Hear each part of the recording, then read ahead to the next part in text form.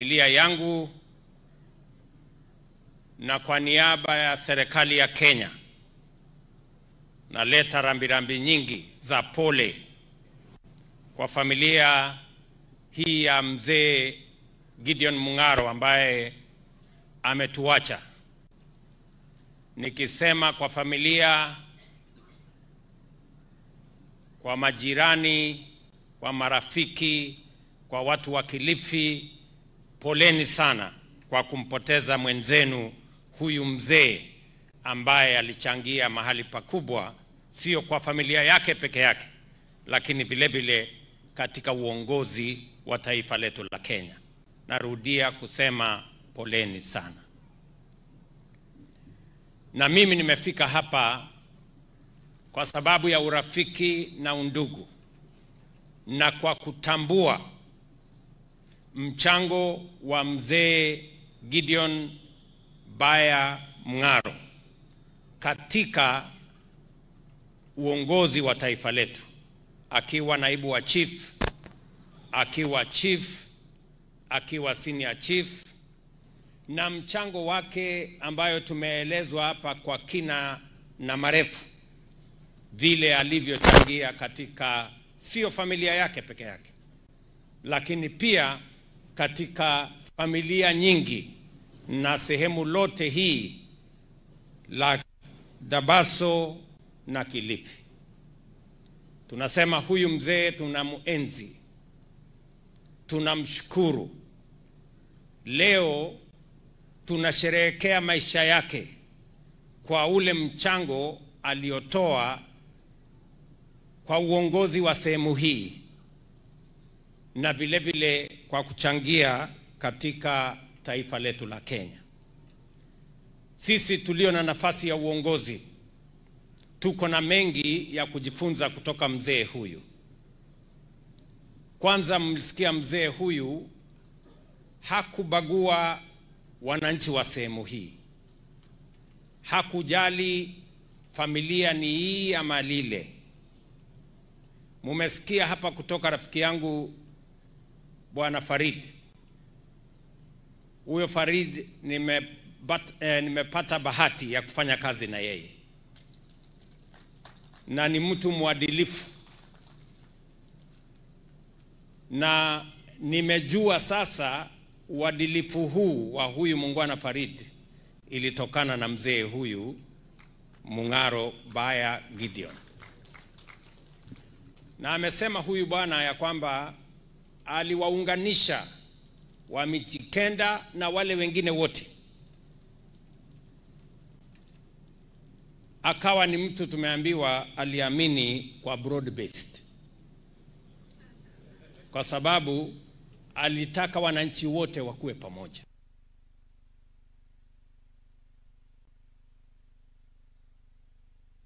Fuata huyu mzee kwa vitendo vyenu. Hapa Kilifi, hata kabla ya broad based, tayari mlikuwa mmeweka broad based, kwa sababu hapa Kilifi, boma hii hapa Dabaso, mlimchagua governor wa ODM, mkamchagua mbunge wa UDA. Ni kweli ama si kweli? Ni broad based, si broad based?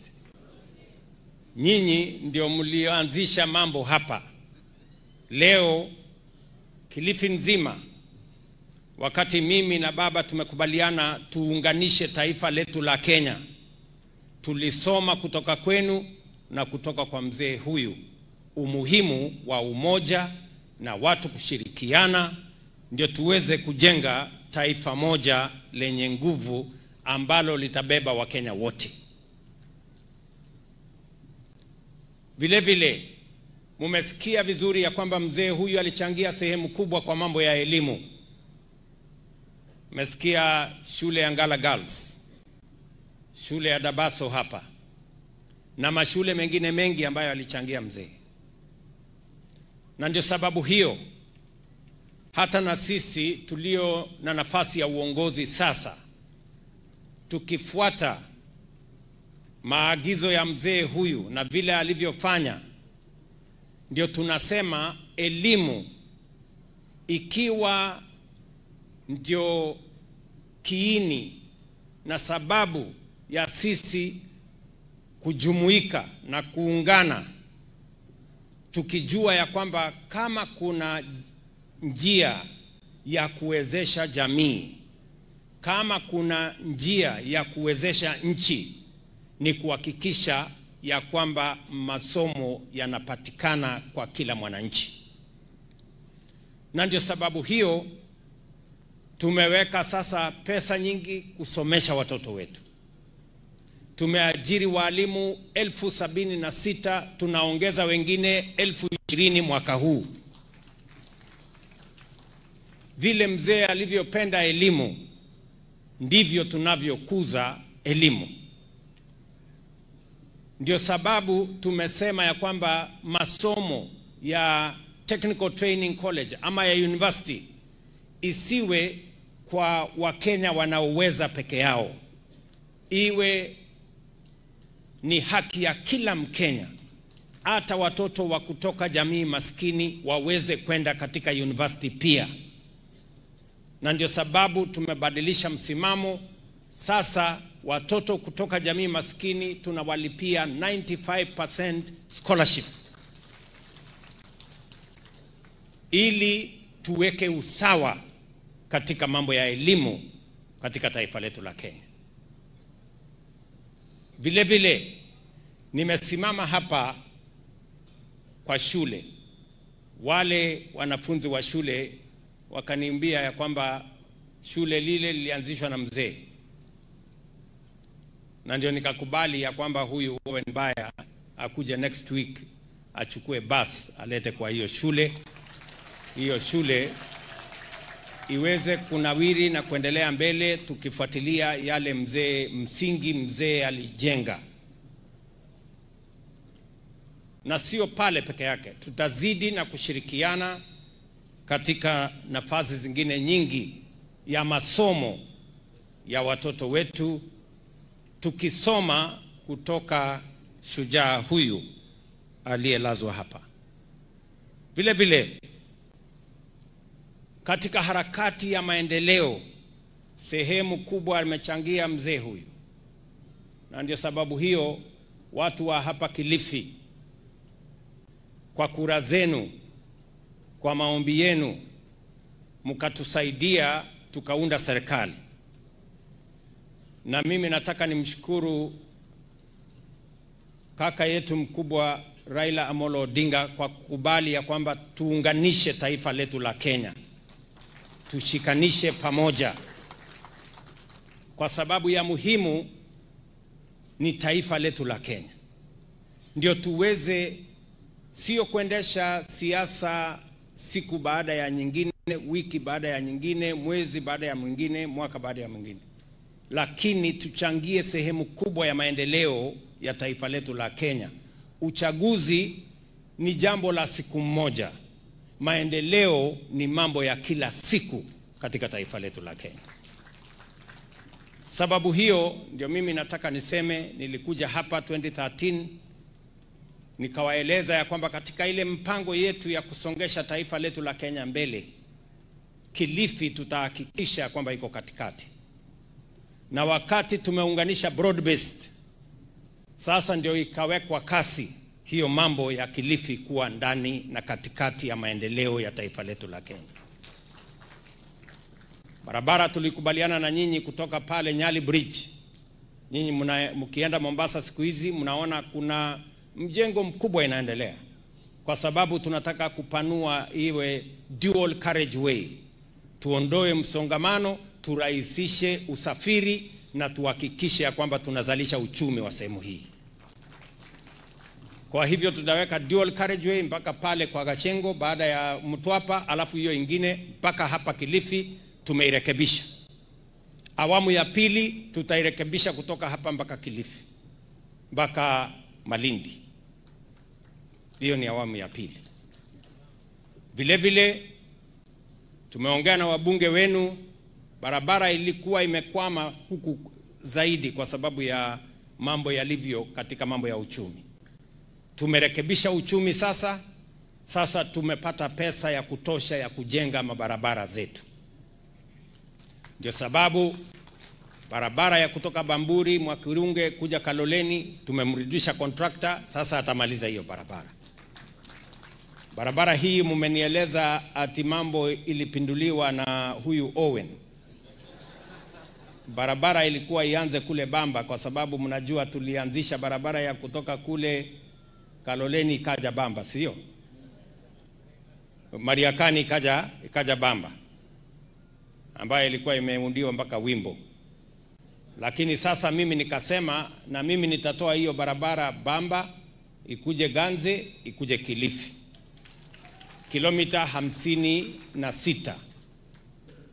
Ile ingine ilikuwa kilomita 22. Hii kilomita 56 ni kweli contractor alikuwa na matatizo, lakini sasa nimemlipa ile pesa alikuwa anatudai, nimeongezea pesa na nimeweka katika budget pesa ya kukamilisha hii barabara yenu. Tungule amesema mambo sio mazuri sana kwa sababu mambo yalipinduliwa hapo katikati. Na nitakueleza Bwana Tungule, nitafanya ukarabati. Ndio hii barabara ianze na huku Kilifi, lakini vile vile itoke na huko Bamba. Ndio tukutanishe katikati. So tutafuatana na wewe ndio tukubaliane vile huyo mwanakandarasi atafanya kazi hiyo. Ni kweli mbunge wa Kilifi Malindi amenieleza kuhusu barabara ya Salagate, na tayari nimeamurisha kwamba hiyo barabara irekebishwe, tuweke another overlay ndio hiyo barabara tusiipoteze. Mnajua tumekamilisha sasa ile daraja ya Baricho na kuunganisha hiyo barabara mpaka Marafa, na ile imebaki kidogo sasa ni kuchukua ile barabara ambayo inaenda Salagate niunganishe na kule mahali tunataka kuzalisha chakula kule Galana Kulalu. Pale pia tumeweka pesa sasa ya kukamilisha daraja na kuunganisha Malindi na kule Galana Kulalu ndio tuweze kutoa chakula kule, watu wa hapa tuondoe njaa, kwa sababu tunataka tuhakikisha kwamba hapa pwani inakuwa gala mpya ya taifa letu la Kenya. Na tuko na barabara zingine ambazo tumeshakubaliana na viongozi wenu tutazishughulikia, kwa sababu najua pwani hii ilibaki nyuma kwa kiasi, lakini sasa mimi nawahakikishia pwani haitabaki nyuma tena tukisonga mbele. Vile vile nimekubaliana na hawa viongozi wote ya kwamba kwa kuunganisha stima vile vile tulikuwa na changamoto kubwa hapa pwani, kwa sababu hata kufika stima hapa katika ile main grid ilikuwa na matatizo. Sasa tumeweka pesa ile transmission line kubwa kutoka kule Malindi kupitia Weru kuja hapa Kilifi. We have committed 3 billion shillings to do that project. Na vile vile tumeongeza ingine kutoka kule Kaloleni ije pia mpaka hapa Kilifi. Na tayari tumekubaliana na hawa viongozi, kila mbunge anajua ile pesa tumewawekea kwa ile last mile connectivity. Kabla ya Disemba mwaka huu nimeamurisha ya kwamba wananchi manyumba 22,000 mpya ziunganishwe na stima kati ya sasa na Disemba mwaka huu, na tumetoa pesa ya serikali shilingi bilioni 2.2 ya kuhakikisha kazi hiyo inakamilika. Na tunafanya hivyo kwa sababu ya affirmative action, yaani ile pwani ilibaki nyuma kiasi, lazima tuwapatie zaidi ya wale wengine wanavyopata, ndio washikamane na wale wengine. Vile vile mumenieleza mambo ya ardhi ya sehemu hii, na naelewa vizuri sana mambo ya ardhi, na manifesto ya ODM na manifesto ya Kenya Kwanza ni sawa kwa mambo ya ardhi, na ndio sababu inarahisisha mambo yetu pale. Nataka niwashukuru hawa ndugu zangu. Nataka nimshukuru Mheshimiwa Kingi, Mheshimiwa Joho, Mheshimiwa Mvurya na viongozi wa sehemu hii wakiwemo magavana. Hiyo kazi ya kuhakikisha kwamba tunaondoa uskwota pwani hii imeanza kwa kasi. Nikiongea na nyinyi hapa leo, tuko na hati miliki ambazo zimekamilika karibu 40,000 ambazo ziko tayari. Nikirudi hapa nafasi hiyo ingine tutakuja kupatiana. Tuko na zingine karibu 30,000 ambazo zinaendelea saa hizi. Msabaha hapa, Weru, Takaungu, sehemu ile ya Kamale, mahali tulikuwa juzi, sehemu ya Zangalaweni, Jilore, hizo sehemu zote tunazishughulikia kwa sababu Kayafungo, mnajua pale Kayafungo tumekuwa na matatizo makubwa sana. So we are trying to straighten. Mumesikia mbunge wetu wa Rabai anasema zake 15,000 ziko tayari. Mheshimiwa, takuwa huko hivi karibuni kuzipatiana. Na katika budget yetu ya mwaka huu tumeongeza shilingi bilioni 2.8 ya kuendesha hiyo program ya kuhakikisha kwamba tunaondoa uskwota hapa pwani, kwa sababu ndio ahadi yetu na tumekubaliana na viongozi wenu vile kazi hiyo itafanyika. Vile ningependa nikikamilisha kusema ya kwamba yale mbunge wa kule Ganze amesema kuhusu ndofu, nilituma askari wetu wa KWS wamekuwa huko, lakini wanakubaliana na mimi ya kwamba hiyo tatizo ni kubwa na dawa yake sasa ni kuweka ua ama fence ndio tuondoe tatizo hilo kwa kikamilifu. Na kwa hivyo Mheshimiwa, tutapangana tuhakikisha kwamba sehemu ile inawekwa fence ndio tuweze kusukuma mambo haya mbele. Mimi pia nataka niwapongeze watu wa Kilifi. Leo asubuhi nilipatiwa taarifa wakati nilikuwa napitia taarifa kwamba watu wa Kilifi 1437 wamejiandikisha kwa SHA. Mimi nasema kwa watu wa Kilifi pongezi. Na mpango yetu hapo kwa SHA, mimi nataka muelewe, pale nyuma wananchi wengi waliuza mali yao, wakauza mbuzi na kondoo na mifugo, wakauza ardhi kwenda kulipia gharama ya hospitali. Tumesema hatutaki gharama ya hospitali ama hatutaki matibabu yawe ni starehe ya watu wanaojiweza ama matajiri. Tunasema matibabu ni haki ya kila Mkenya kwa sababu katiba ndio inasema hivyo. Na ndio sababu hiyo wewe Mkenya na kuuliza, hospitali unakokwenda bora ujisajili. Level 1 utatibiwa bila malipo yoyote. Level 2 utatibiwa bila malipo yoyote. Level 3 utatibiwa bila malipo yoyote. Level 4 utatibiwa bila malipo yoyote. Kuanzia level 5 kwenda mbele ndio sasa wale wenye wako na uwezo wa kulipia mambo ya SHA utalipa kulingana na uwezo wako. Wale ambao hamuna uwezo tutawalipia kama serikali. Ndio tuhakikisha kwamba hakuna Mkenya anawachwa nyuma kwa mambo ya kuhakikisha ya kwamba matibabu inapatikana kwa Wakenya wote. Huyu Mng'aro watawaeleza ya kwamba tumekubaliana na wao vile madawa itapatikana. Tunajua changamoto kubwa ya mahospitali ni kwamba hakuna dawa kwa mahospitali. Ni kweli ama si kweli? Na ndio tumekubaliana na wao vile KEMSA tutarekebisha, delivery tutarekebisha, na tumekubaliana ya kwamba madawa yakitoka Nairobi hayakuji tena Kilifi kwa headquarters. Madawa ikitoka Nairobi inaenda moja kwa moja mpaka dispensary ama hospitali mahali popote ilipo. Ndio tuache mambo ambayo saa zingine madawa inakuja inakaa pale Kilifi mpaka ina expire, watu wakingojea madawa kule kwenye mahospitali. Kwa hivyo hiyo shughuli yote tunashughulika pamoja. Mheshimiwa Baya amenieleza kuhusu mambo ya maji. Ameniuliza mambo matatu. Ameniuliza mambo ya write off, akaniuliza mambo ya kulipa ile deni iko ya milioni 100 kwa sasa, na akaniuliza mambo ya solarization. Nimeongea na watu wa wizara na tumekubaliana. Kwanza mambo ya write off, si ndio?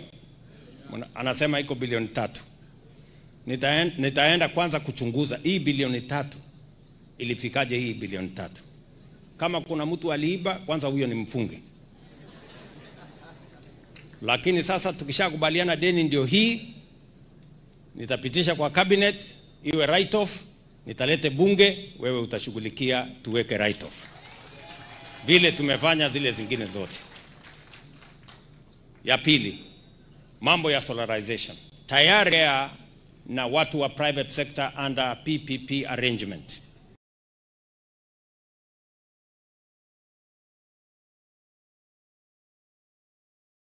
Solarization ni kuhakikisha kwamba ile maji tusitumie tena stima ya kulipwa, pale tuweke solar energy ndio iwe ina.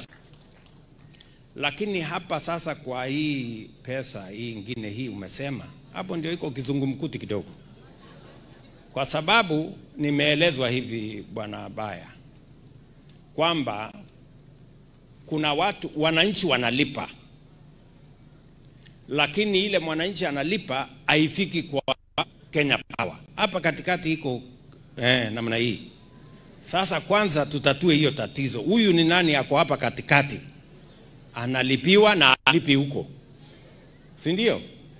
Mnataka mlipe pesa zenu mtu afanyie kizungumkuti hapo alafu kule izilipwe?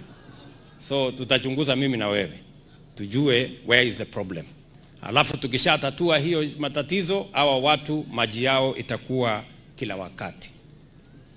Ndugu zangu watu wa Kilifi, wacha nisiseme kuzidi hapo. Mimi nimesema haya yote kwa sababu mzee huyu alikuwa ni mzee mpenda maendeleo. Alichangia sehemu kubwa katika uongozi na katika maendeleo ya hapa Kilifi. Na ni vizuri nije hapa kama kiongozi wa taifa hii niwatie moyo ya kwamba yale mzee alianzisha kujenga taifa na kuleta taifa letu la Kenya pamoja ni ya muhimu. Niwahakikishie ya kwamba tutafanya bidii, mimi kama kiongozi wa taifa hii kwa mapenzi ya Mungu, nikisaidiwa na baba hapa na viongozi wengine wote, tutaunganisha taifa letu la Kenya iwe ni taifa moja, na tushughulike na mambo ya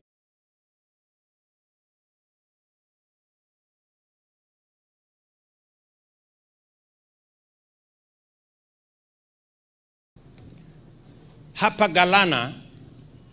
Tumeanza awamu ya kwanza 40,000 acres. Tumeanza mambo ya kuzalisha chakula. Mtaona mkienda kule.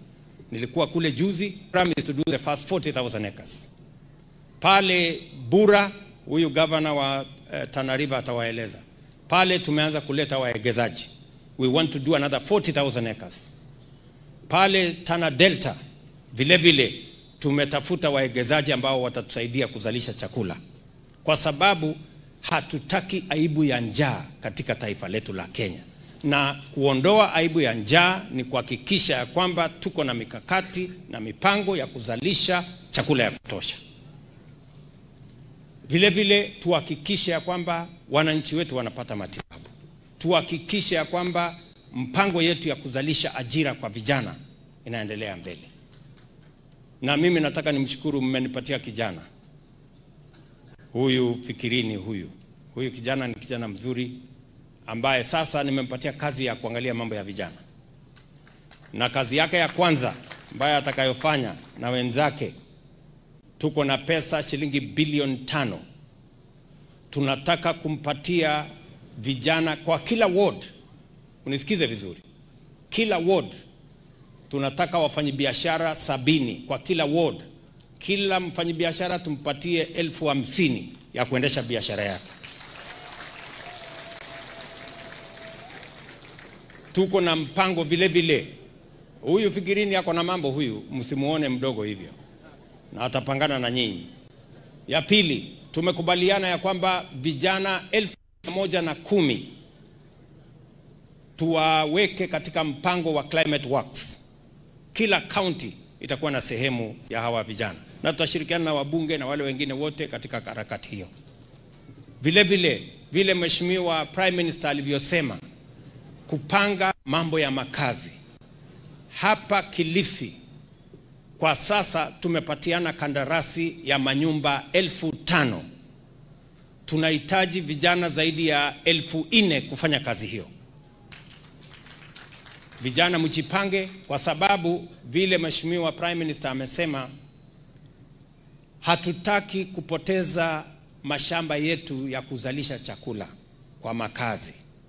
Tunataka tuwe na mpango, kuwe na manyumba, pale kuwe na hospitali, pale kuwe na soko, pale kuwe na shule, pale kuwe pia na mahali kama ni ICT hub, mahali vijana wanaweza kufanya kazi.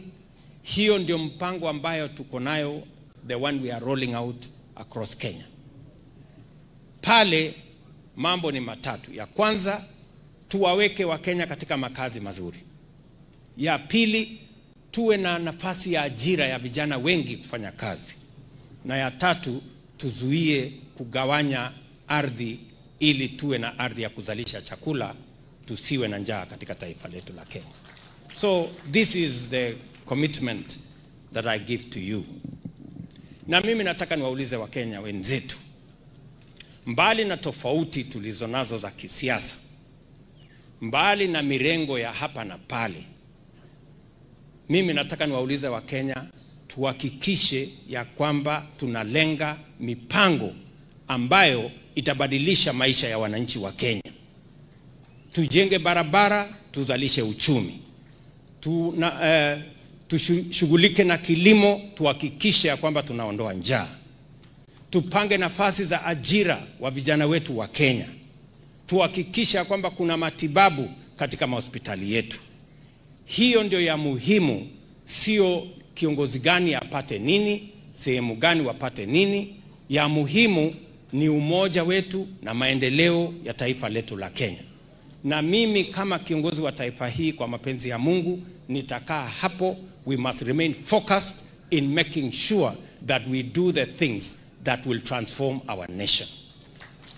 And therefore I want to ask fellow citizens, we may be of different opinions, we may have different strategies, but we must have a nation first. And secondly, we must be united as a nation so that we can build this nation together. And we must concentrate on the transformation of Kenya. Transform our agriculture for food security. Transform our housing program to create jobs. Transform our universal health coverage to create opportunities for every Kenyan to be treated in a fair and dignified manner, and to move this country forward together. On that, I am all in, and I will make sure that we transform our nation. Na wauliza, hata wale wako na maoni tofauti, hata wakati wa maandamano, pia tuhakikishe ya kwamba maandamano yale yasiwe ya fujo, yasiwe ya kuharibu mali, yasiwe ya kuharibu amani katika taifa letu la Kenya, kwa sababu hatuna taifa lingine ambalo tutahamia mambo yakiharibika hapa. Sisi taifa letu la Kenya ndio hili, na ni nafasi yetu na ni wajibu wetu kuhakikisha ya kwamba tunalinda amani ya taifa letu la Kenya, na yale yote tunayafanya yawe chini ya sheria, na tuhakikishe ya kwamba hatuharibu amani ya taifa letu la Kenya na hatupotezi nafasi ya sisi wote kuchangia katika kupeleka taifa letu la Kenya mbele. Kwa hivyo mimi nawashukuru sana ndugu zangu, watu wa hapa Dabaso, watu wa Kilifi, ndugu yangu Gideon Mungaro Jr., Acha niseme hiyo leo kwa sababu sasa ndio nimejua leo vile mambo yalivyokuwa. Niseme asante sana na familia yenu yote, my good friend Major and all the other people of this family. We want to say truly our deepest condolences to you and to your family on this very sad moment as we bid bye-bye to mzee. Asanteni sana, nawatakia baraka ya Mungu. Maaskofu wetu poleni kama tumechukua muda mrefu. Mimi ndio askofu ya hawa waliongea mbele yenu, lakini nyinyi ndio maaskofu wetu wa kushughulika na mambo ya safari yetu ya kwenda mbinguni.